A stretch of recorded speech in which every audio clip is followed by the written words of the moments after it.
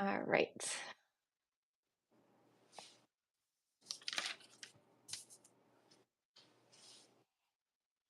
I changed my sign. It says Slay What? Like what? Nice. I have to add my own personal touch. No, it's So, good. Am I all setting right. properly or what? Oh, yeah. Good to go. All right. Welcome back to the 12 Days of DFIRmas. We have Dean Hoffman here from Accel Innovations Corporations. Hi, Dean. Thank you so much for joining us. Hey, thanks. Appreciate it, Amy. So yeah, like Amy said, Dean Hoffman, president and co-founder of Accel Innovation Corporation. We help the government find innovative technologies and then also help innovative tech kind of navigate the government acquisition process. You're probably wondering about this beautiful hat that I'm sporting I today. am. I'm actually really upset. I wish I knew that you were wearing that because I chose the little thumbnail for the show to be the Grinch. And I had Christmas Vacation lined up, and you have like an Uncle Eddie vibe. I feel like I could have chose So that if I knew ahead of time. So this is the Ebenezer. It is a otter skin hat that is every year at Army Navy game. The Sons of Liberty identify a person who represents the patriotism, freedom of our country, and becomes an ambassador. So this last Army Navy game, go Army beat Navy, great victory. I was the lucky winner of the Ebenezer. So this year I will represent the Sons of Freedom and Ebenezer and take it around the world and share and be grateful for the liberties we have. So that's kind of the background for Ebenezer. Do you document the journey of the hat? Actually, you do. This is the official book of the Sons of Liberty. Oh, And so he takes and documents their travels. This has been in numerous countries, worn by dignitaries, presidents, states. So it's some very good. Like there's John Braga was an awardee. John Braga. We have ladies too that have also been honorary winners over those years. So it's just a great book that tells the history. I was lucky to be one of the originating founding fathers that bought the hat. He was actually visiting me, and we bought this hat in Manitou, Colorado Springs. So it was good. that hat has got a lot of miles on It does. it. Awesome. Well, All right. Well, I just want to jump right into this because I am so eager to hear. So, we've had a bunch of practitioners on here, small business owners, talking about digital forensics, but we don't have anything from a government acquisitions perspective. And just for our audience, when we say acquisition in this show, we're not talking about taking a bit for bit forensic image of a device. We're actually talking about government requirements and procurements and stuff like that. So, just jumping right into it, what do you foresee some of the challenges and priorities that the US government or our military is looking to face, like going forward with digital forensics? yeah, no. So I will give you. I was recently retired out of Joint Special Operations Command. Obviously, during the Afghanistan, Iran, Syria, um, Iraq, lots of challenges as far as anytime some type of site exploitation was done by the teams, it was always a challenge of what do we do with the data? How do we track the data? And we saw lots of issues. Very one. There's tons of data. When we first started doing it, we maybe get a couple documents, some paper fodder. Now we were getting tablets, laptops, iPads, you name it, as far as data. But one of the big challenges, especially when you're trying to prosecute someone, is that chain of custody. You have to maintain a chain of custody that no one has tainted that evidence through it. Mm. So how do you do that in a way that helps facilitate that? So that was a big challenge we had to face. We also had a lot of challenges with just data privacy. In the U.S., we cannot collect on U.S. personnel. Rightfully so. However, there are threats. So how do when you get a device, you have no idea what information's on there. How do we extract that from that device and ensure we're still maintaining our legal and the rights of the U.S. American citizen? So there's some challenges there. Encryption. As we grow, there's various devices that are harder to break than others. which is good. But we also got this thing called quantum computing that's coming online that a lot of people are saying is going to, pretty much kill the encryption we know it as we know it today, both from an offensive perspective, but also from a defensive perspective. So that's going to be a challenge. The other thing is we don't know what's on that device, whether it be malware or any other type of nefarious thing that could end up penetrating our systems just by us collecting it, analyzing, reviewing. So there's that part of it. The other interesting thing is just the volume of data. We, like I said, we used to a typical cell phone, you maybe had 128 megabytes. Right now, you can buy an iPhone 15 with 2 terabytes of data. I mean, it's like, that's crazy when you think about the size of that. And then another real interesting thing that we're going to have to deal with is the cloud itself. So if people are putting information in the cloud, like how do we ascertain custody, know who put it in, all the analytics of doing, forensics on the cloud? I don't think people have dug into that real well, but that's probably a challenge that needs to be addressed, especially as we're pivoting to the cloud. Yeah, So, and there's very specific privacy around cloud as well. It makes it challenging. yes, totally. So, I know that's just a few, but that's some of the technology challenges we see. And oh, by the way, in the meantime, technology is evolving more rapidly than we can actually, keep up with. Yeah, we have a comment here that says challenges require innovation, which morphs into commonly accepted practices. So, absolutely, 100%. Couldn't agree more. No, So, agree. in terms of like new technologies and methodologies that are coming out, what do you think is going to gang the most attention in the government field? I think right now AI is going to be a huge part of it. Like I said, going back in history, I mean, we literally had people looking at images and trying to characterize them. Obviously, the biggest challenge on there was inappropriate material. So last thing you want to do is have one of your employees see that inappropriate material. So how can we use AI to identify inappropriate material? We do it right now on my phone. I can block everything that's inappropriate. Translate. How can we already pre-translate the documentation? So do as much with AI to take the human out of the loop as possible, but then use that to help identify that human of what are the key kind of tips that they're looking for that help them with that next step of analytical rigor. So that's going to be a real key factor as we kind of move into this next phase. And then I think also one of the biggest challenges we're going to have is just every country, as we start working with ally and partners, and we've been doing this for a long time, but we're kind of amping it up. I would say, we used to be focused, we were just US, then we're Five Eyes, but now there's other countries, just even with the Norwegian companies joining NATO here coming up, that our span of influence and data is going to expand. And each one of those countries have a different policy and procedure. And so, how do we maximize each other's, abilities and share data in a way that helps our joint efforts be more successful than doing it on our own? So that's going to cause us to do some, really good analysis of exchanging data and sharing data in the future. Do you think our policies and regulations are changing around that to kind of make that ease of use, I guess, between different countries? I think there's a lot of work to be had. I think we kind of know what our policies are, but we're struggling on what's the next thing to change. And I think, or what do we need to do to change? There's certain factors that are coming up. I know General Nagasone recently, the 702 form is coming up to be, hey, can we get that extended?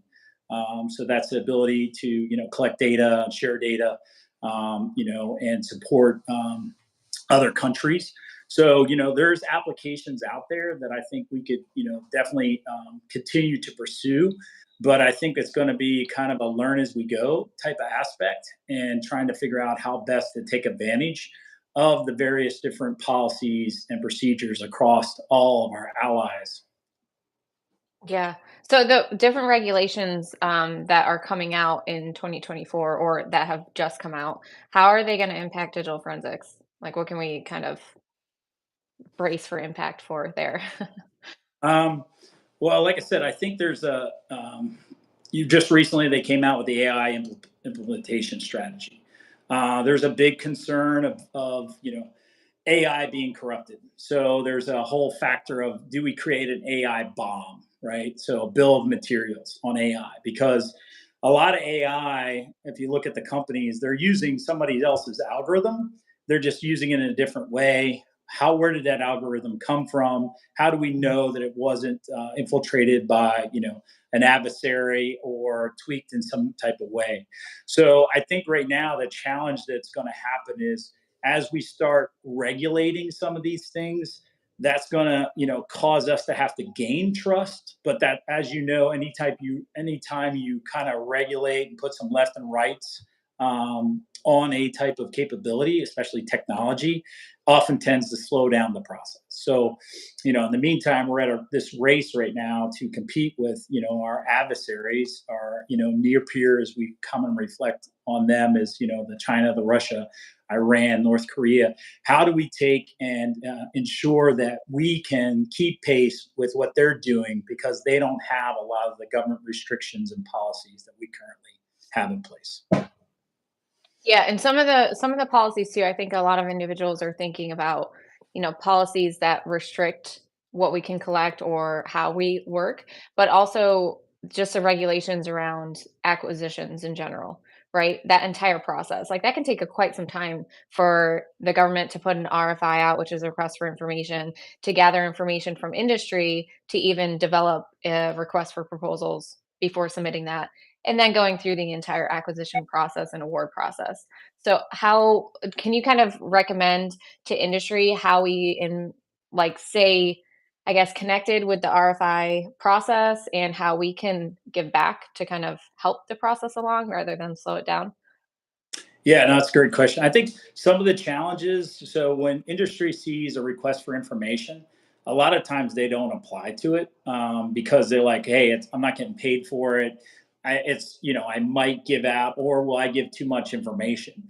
But a lot of times, what you got to understand from the government perspective is, they're actually trying to get information to help inform the request for proposal. So if you have a capability to do X, and they're like, wow, we would like that capability, then they're going to put that in the request for proposal as a requirement. And so that's where the informative, RFI to RFP happens. I think the other challenge that I've seen recently is, a lot of times people are just not comfortable with requirements and looking at the gray space. Prime example, I recently had a situation where organization said, hey, we don't have a requirement for AI enhanced imagery. So, and I was like, well, that's kind of interesting. Do you have a requirement for imagery? He said, yes. I was like, and you have an objective and a threshold of how to enhance it? I was like, yes. Okay, then you have a requirement. How we do that, whether it's AI, a filter, solar, you pick a different, type of way to get there.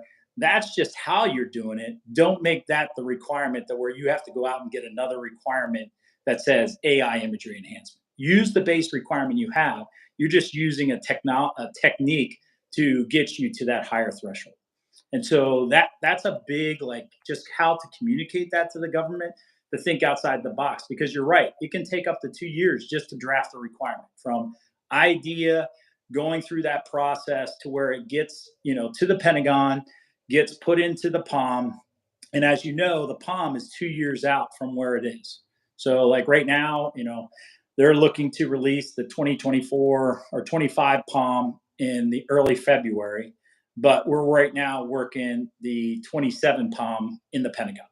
So that's picking money to buy things literally almost 3 years from now. And that's a challenge when technology moves much faster than any of that. And that hasn't even taken into consideration. That's just the money for the actual program. Now you actually have to put out the RFP. The program manager has to purchase it, and then you actually have to deliver it. So it's a much longer, challenging time that definitely impacts, you know, small business specifically, but industry as a whole. And another challenge right now is we're working on what they call a continuous resolution agreement, CRA. So a lot of people don't understand what that means to industry or a program, but probably the best way to put that is what the OSD looks at is whatever money you had last year and whatever money you're supposed to get this year, you're going to get the less of those. So if you're supposed to get 10 million last year and you're only getting 5 million this year, you're going to get 5 million. But if last year you're supposed to get 5 million and this year you're supposed to get 10 million, you're only going to get 5 million. So the longer that CRA goes, you can't start that program that you're going to use $10 million for until you get that full funding to then release that proposal. So the longer that sits in the queue, not being obligated or expended, will cause the government to relook that money and possibly realign it to a program that might need it, and therefore delaying your program. Yeah, that's a really key factor, especially when you're going through a planning process. And also, I just kind of want to circle back. So when you say it could take up to 2 years for these requirements to come out or the RFP to come out, do you have to have a capability that is you're currently selling on the market, or can it just be a proof of concept that you're submitting in response to the RFI? Yeah, it depends on where in the acquisition process or who you're working with. I mean, there's a lot of organizations right now. You're seeing a lot of push for SIBRs, small business innovative research, or sitters. This is mostly when you partner with a academic organization. But so that's kind of like they'll have phase ones, which is kind of white paper. Phase two is now kind of developing that minimal viable product, and then that phase three is that program or record type thing. But the challenge is if somebody hasn't taken that innovative idea and if it needs develop the requirement document to support that, that's what you have what they call that bathtub. So now you're waiting for the requirement process to, in essence, catch up to be able to facilitate that acquisition. So OSD has been doing some interesting things. You've recently heard of AppFit. That's taken small business and awarding them large dollar value contracts to kind of fill that gap, but they can't do that for everybody. That's just probably a few, 3 to 5 companies a year they picked. So it's a help, but it's not the big end all, the be all.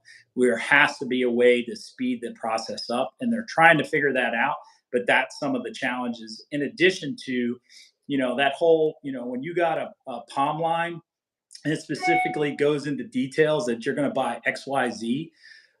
If you change that to buy something else, you have to go back to Congress to get that approval. And there's what they call above threshold rebaselining or below threshold rebaselining. That's not an easy task, and that goes across all of DoD. So that's the challenges that we face when we're trying to push innovative technologies. What's the benefit of a sitter versus a sibber? I don't think there's one is a beneficial versus the other. One, you're just partnering with academia. So a lot of times, they have, subject matter experts, whether PhDs or ties or infrastructure or data that you could use to kind of help you. So it's a teaming kind of an agreement to partner with. Whereas a SIBR, you're usually going on with just industry itself, maybe a sub under your an industry partner, but that's the big differentiators. Okay. All right, good to know. So, and when you have to go back to Congress and adjust the palm line item, what does that look like in terms of timeline? Is it a it depends? I feel like we all love that term. Yeah, Digital forensic, it depends. well, it's one you've got to like how it depends on how big the line is because usually they're trying to collect all those changes all at once and go in there one time as opposed to multiple times in a ring. Now it might happen on an iterative basis, but that'll definitely increase the threshold to where okay now we got to go do XYZ. So they're usually the Office of Management and Budget, OMB, is really trying to pull all that information together to try to do that once. What was nice in SOCOM is we had one palm line, so that was usually we could bring all that together and just kind of go in and address that one palm line, as opposed to all the various other programs of record usually have multiple different lines, and trying to figure out how they organize that within their various different program executive offices or overall OMB. I don't know if I would want to be the person in charge of organizing all that. sounds like a Gotta huge job. Yeah, I mean, it's a challenge, and we haven't even talked about contracting, and contracting is taking much longer now. The workforce is, it's still they still don't have enough contracting officers to facilitate the throughput. So, a lot of that is just challenges based on manpower. So, that's another key thing that can, definitely affect your acquisition timeline. Yeah, we're seeing manpower issues across every industry possible. It's kind of disheartening too. And we also see, as of late, the digital forensics contract, like services contracts, just kind of shrinking a little bit. Do you know why that is? Like, what's impacting that?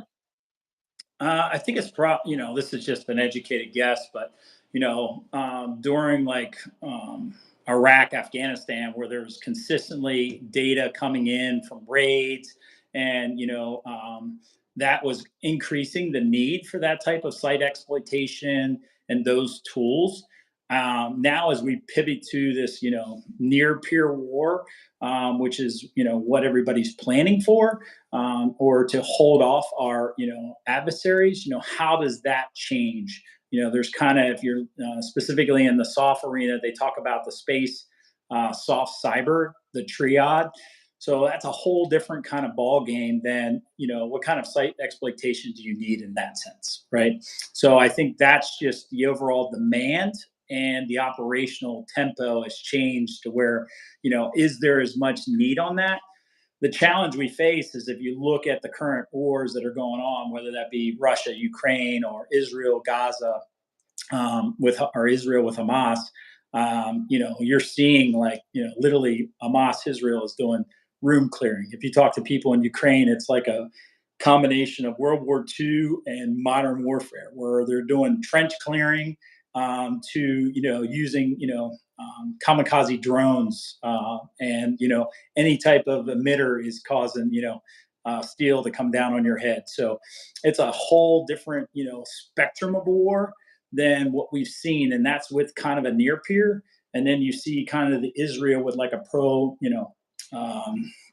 like a non-state actor. So kind of interesting dimension as you even look at both of them, and what will that look like in the future. Yeah, and totally different devices in all of those areas as well, and that I'm sure impact collection and what is actually coming back. So, in terms of the automation piece, the role of automation and artificial intelligence, and how that's evolving digital forensic practices within the government, I know that there has been a lot of, I guess, conversations openly about whether government is transitioning away from the people aspect and trying to automate all of those things. Do you see that in any of the acquisition processes, or do you think that analysts are still key and will be a vital role?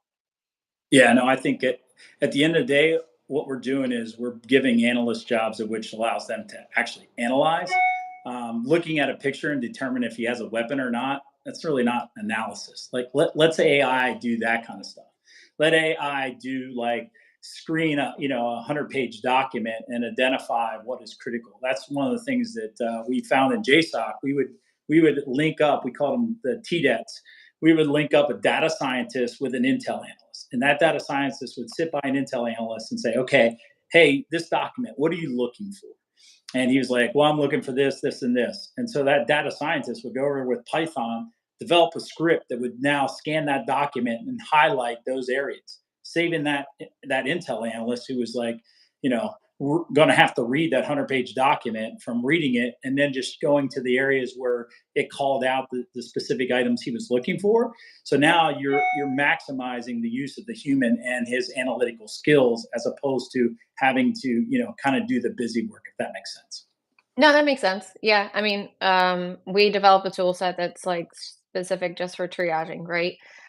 So we want to help people triage on scene and reduce the amount of workload that's going back to their labs to kind of make it easier so you can prioritize. And I feel like that's exactly where we're headed. So And I think that's going to be the key in the future, is how do we take, with all this data, be able to break it down into chunks that allow an analyst to provide several different leads that they can take to the next level. That's going to be the key. So I don't think there's going to be less people needed. It's just the tasks and skills that they're going to need are going to be at a higher level than I would say the basic things that we've been, using them in the past for. So we need more technical people. Yeah. So I mean, it's getting to that point. You're going to have some. I mean, one of the big initiatives in DoD is data competency. So, how do we, and, they're setting up classes to increase, both, senior leaders specifically initially, and then other people on data literacy. Like, what is data? How do you handle data? What are the challenges? What are the strengths? All that kind of stuff. Because at the end of the day, you're going to have some type of technical acumen, because, a lot of, I was listening one time, I was in a talk, and we're seeing all this stuff coming in on the common operating picture. I mean, it was almost data overload, right? And so, the challenge of the future is, well, that commander, if the AI robot told him to do X and he does Y, it's like, will that be something he's held accountable for? So, but at the end of the day, you still need to have that human in the loop at some aspect before you take action. So, where is that balance between risk, trust, for a commander to make his decisions? Well, I'm excited. You just said we need more technical people, so Amen. nerds unite. Just kidding. So given all of your experience and advice that you just gave us, for government contracting, how can we prepare for the following year? What do you think is waiting for us on the other side? Yeah, I think, I mean, just recently, there was a big defense meeting out the Reagan Forum. And so, obviously the budget is planned to increase, if we can get to a budget. There's definitely money out there allocated for it. There is a push for innovation. They're looking for ways to bring innovative tech out there. It's just kind of tough. One of the big words is replicator that's out there for these, low cost UASs. So that will get there because there's senior leader involvement and all that. I would just say don't give up. That's our greatest asset is the technology and innovation that we have within the U.S. Specifically and some of our allies. Don't give up. Keep pushing.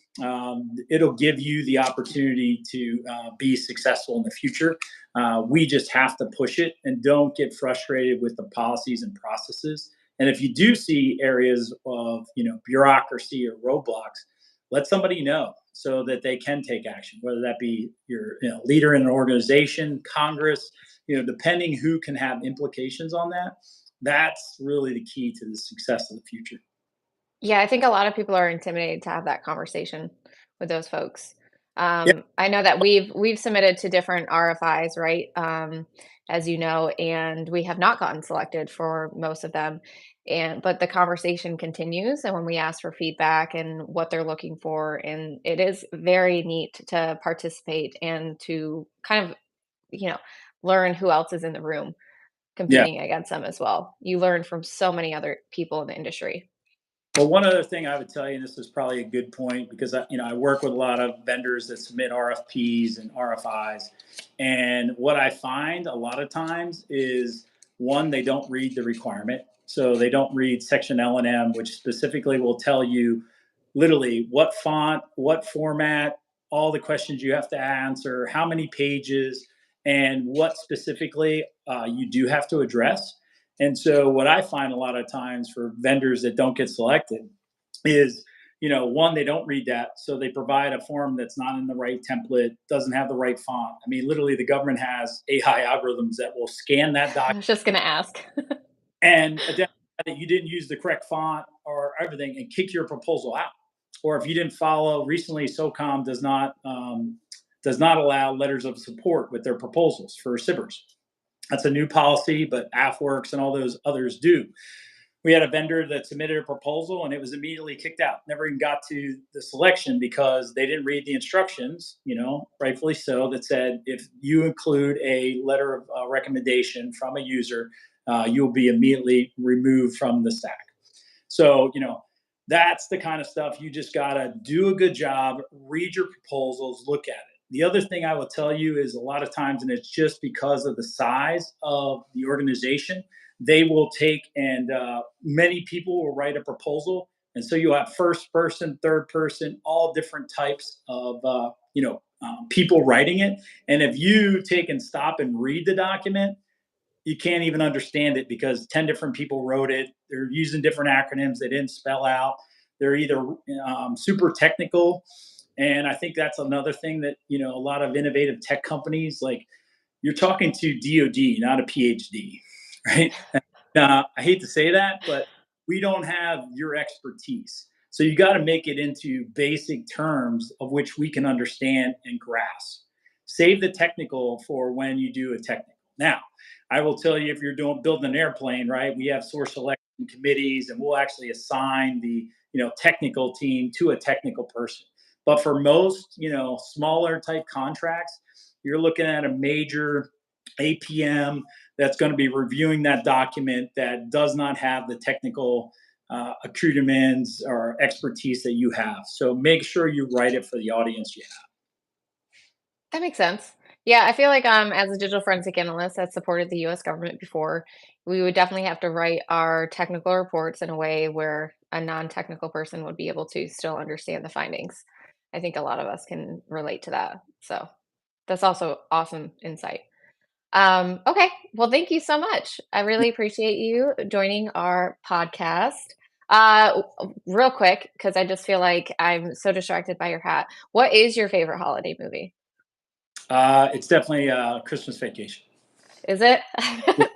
National Lampoon's Vacation, number one. Number two is probably Ralphie. So you got to love that. So, and then probably the classics. It's a Wonderful Life. So we can go down there. I feel like you're obligated to say all the classics. Oh yeah, So- No, Christmas Vacation is something that is a staple in our household growing up, where my stepfather would watch it throughout the entire year, multiple times. So, yeah. but I I would also, think we can quote the whole movie. yeah, our probably most watched movie is though as a family, if I think about it. So my kids love that. Hilarious. So yeah, Oh Elf my is gosh. up there as far as the family tradition. We watch every year. We buy it or we bought it, so it's a must watch. Yeah. Well, thank you so much. I really appreciate you joining the show. Likewise, For those that you are listening, tomorrow we have Manny, who is the CEO of BitMinds, and he's going to be sharing his perspective on what we can see for 2024 in regards to hardware and data processing. So we are looking forward to seeing everyone there tomorrow. Thank you again. thanks again, Amy. Take care. Thank you. Bye.